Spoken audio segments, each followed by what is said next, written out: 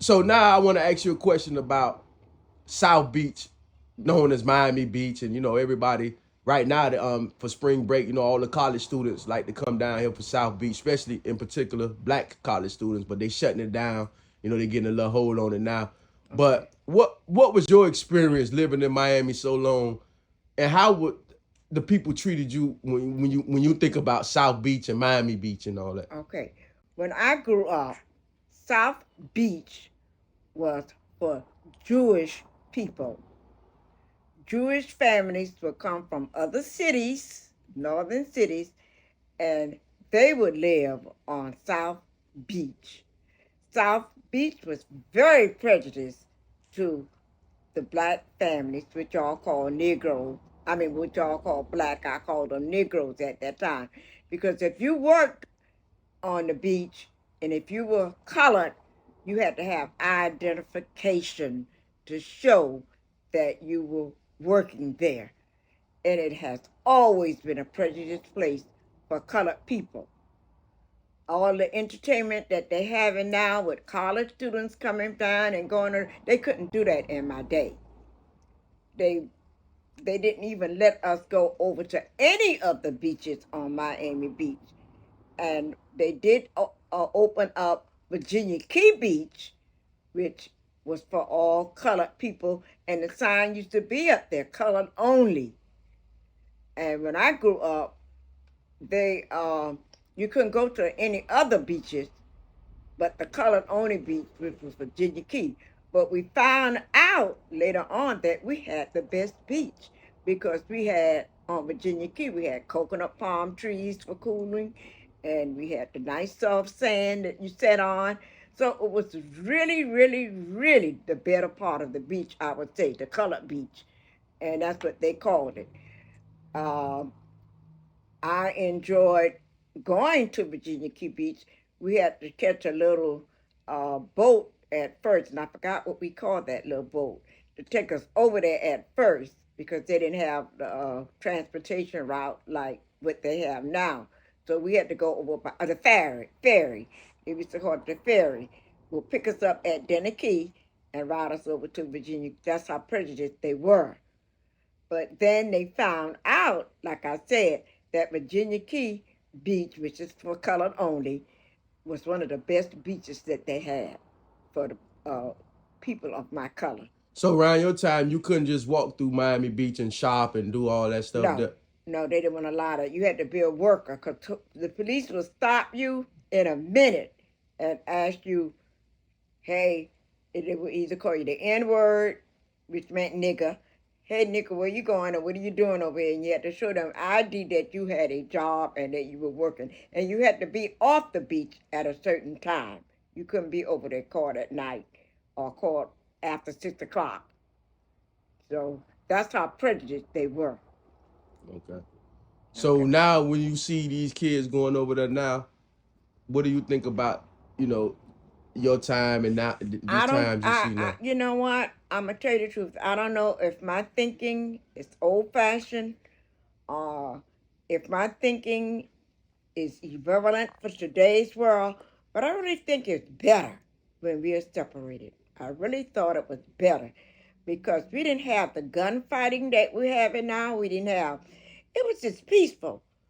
We didn't have nobody hurting each other and calling each other out by name. And what I see these young kids doing now with guns, we grew up like a happy family, a happy colored family. And like I said, I wish we could return back to segregation, but I guess those days are over with.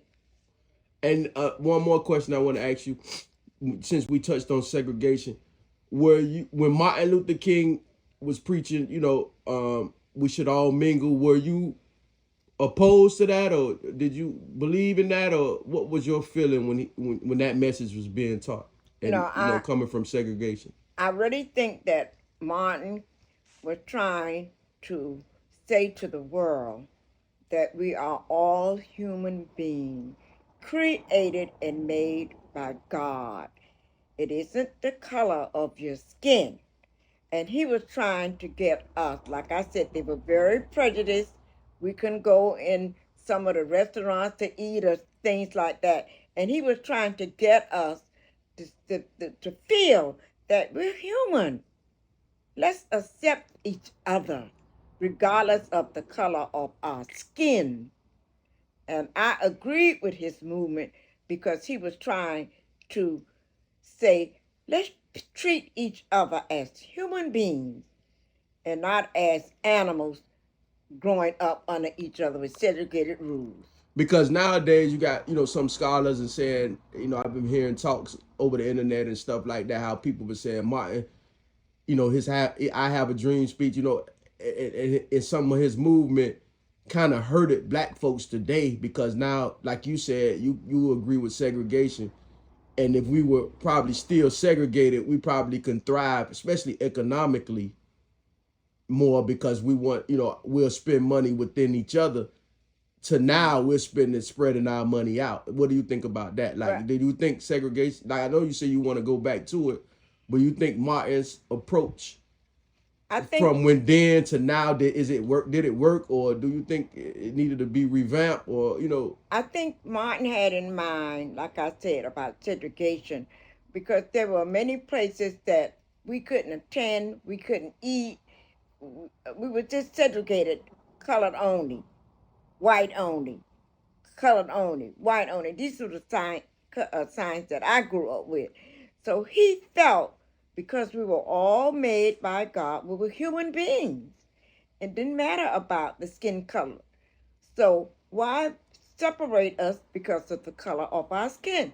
And I think that he was trying to show a message to the world that regardless to what the color of your skin is, you are a human being. I guess what I'm asking you, with that message, and that end up changing laws, and we able now we all patronizing that. I don't think he wanted to change any laws. See, that's what a lot of people thought. I don't think Martin was out to change the laws. He was just saying treat everyone equal, Right, regardless to the color of their skin. right. He didn't want to change the laws.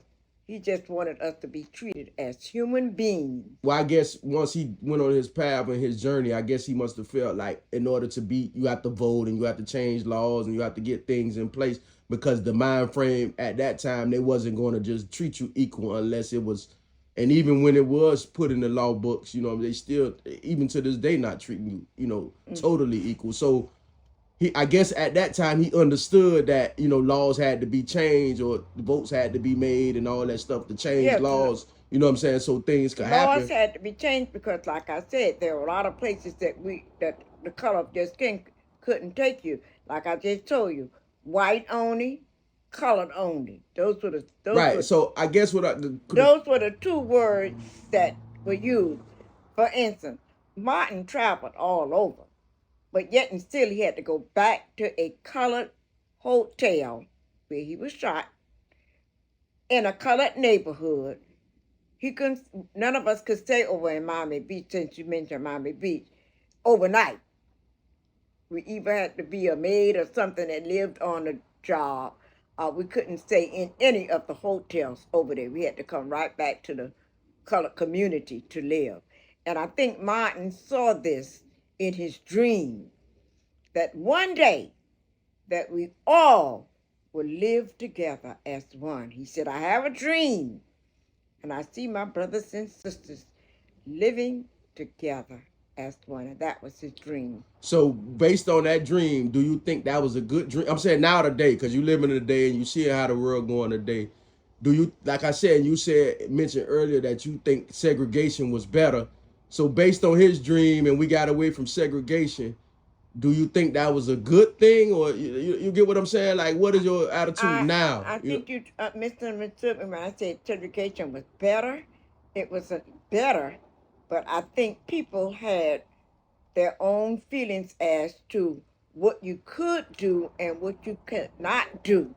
And the reason why I said that, because we were segregated, but we knew what we could do, where we can go, and not that it was better.